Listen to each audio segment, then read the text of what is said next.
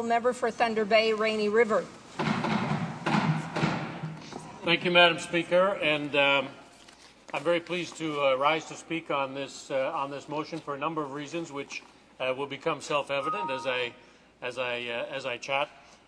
This is, of course, it's important to take care of the water quality in the Rainy River Basin and in Lake of the Woods. And as I try to do every time I stand in the House, Madam Speaker, I talk about my riding, Thunder Bay, Rainy River, and what a fabulous place it is, and invite everyone in this House to come and visit. The Minister of Industry, I see. He's certainly welcome. My friend from Perth, Wellington, Winnipeg. They're all welcome to come and see the fabulous waterways and water systems that are in my riding. My riding is 500 kilometres from Thunder Bay on one end, and it ends at Lake of the Woods. So I have a particular interest in this particular motion. It's interesting that Lake of the Woods is I think, perhaps the only transnational body of water that isn't covered, isn't protected by the International Joint Commission. And what this motion does is asks for that to happen. And I think that's a good thing. Madam Speaker, as we go down Highway 11 in my riding, we come to a sign that says time zone change. That's okay. Right after that sign, though, there's a sign that says from this point forward, all streams flow north. So Rainy Lake, Rainy River, Lake of the Woods, they all eventually end up in Hudson Bay and the Arctic Ocean and part of our great planetary ocean system that we have. And so it's important that we protect the water. This is an opportunity to have it monitored and to enhance the water quality of Lake of the Woods. And, you know, this is, it's particularly interesting, this initiative, because it's really a grassroots initiative. And, of course, we in the NDP are very pleased about this. We have local residents, we have cottage owners, we have small business owners, tourist outfitters, we have environmental groups, we have First Nations. All have been part of the Lake of the Woods ecosystem and the efforts to ensure that the water is clean. And the big problem is phosphates and algae blooms. And these groups, these grassroots groups, have been working on this, Madam Speaker, for more than a decade. And this will see the responsibility, or at least part of the responsibility, go to the International Joint Commission and to help ensure and enhance the water quality in the Rainy River Basin and in Lake of the Woods. So we're very happy about that. And I think the International Joint Commission is probably the body that is best suited to govern Lake of the Woods water quality.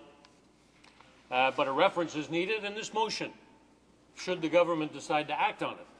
Will be a way to make that happen. There are many reasons that I won't go into, of course, to protect the environment and to, in particular, protect the water environment. And many people in my riding have spent a lifetime protecting the water systems that eventually end up in the Arctic Ocean. I would be remiss if I didn't mention a sitting MPP, Howard Hampton, who has been instrumental in ensuring that the Rainy River Basin remains a playground for tourists and probably some of the best fishing in this country.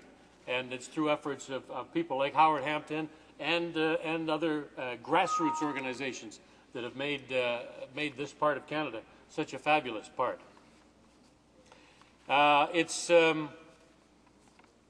Let me just talk very briefly about a report that came out in June of last year, Madam Speaker.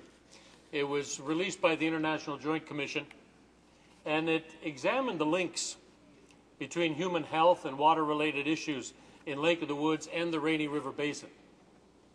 Now, the report noted that Environment Canada had identified 15 ongoing threats related to source water and aquatic ecosystem health. And that includes the following: nutrient loading, industrial wastewater discharges, municipal wastewater effluents, algal toxins and taste and odor problems, pesticides, agricultural and forestry land use impacts, natural sources of trace element contaminants, impacts of dams, diversions, climate change, acidification, and so we know that there are problems in this waterway, which, by the way, in most parts of this waterway, you can just dip a cup in your canoe as you're paddling your canoe and dip your cup in and have a drink of water. And yet, all of these things are still present there. And over the last couple of years, especially, the groundwork has really been done by volunteers to talk about this, to bring it to the fore, and to have this motion brought forward. So, Madam Speaker, I'd like to thank my friend and neighbour to the north of me in the Kenora riding for bringing this motion forward. And as you know, of course, this motion is non-binding.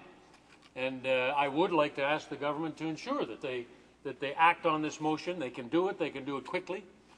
And I think that it's a big step forward, not just for the people of my riding or the people in Kenora, but for people all along the water system, all the way to Hudson Bay. So thank you very much, Madam Speaker. Resuming debate.